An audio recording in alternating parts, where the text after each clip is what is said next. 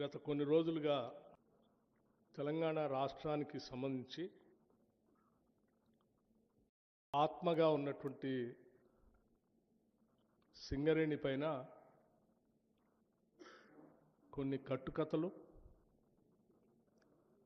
కొన్ని రాతలు, కొన్ని లేఖలు, కొన్ని రివ్యూస్, అంతిమంగా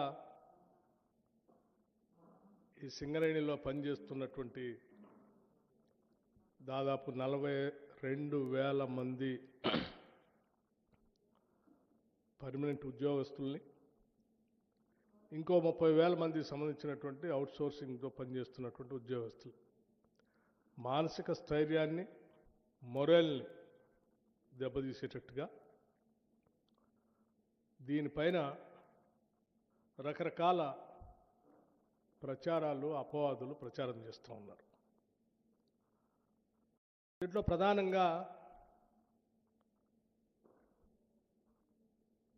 పెట్టుబడులు, కట్టుకథల విషపు రాతల రాధాకృష్ణ గారు లేపినటువంటి తెరతో ఈ కథనాలన్నీ మొదలైనవి. నేను మళ్ళొకసారి చెప్తా ఉన్నాను. పెట్టుబడులు, కట్టుకథలు, విషపు రాతల రాధాకృష్ణ గారి తొలి పలుకులనే పేరుతో మొదలైనటువంటి కథనాలన్నీ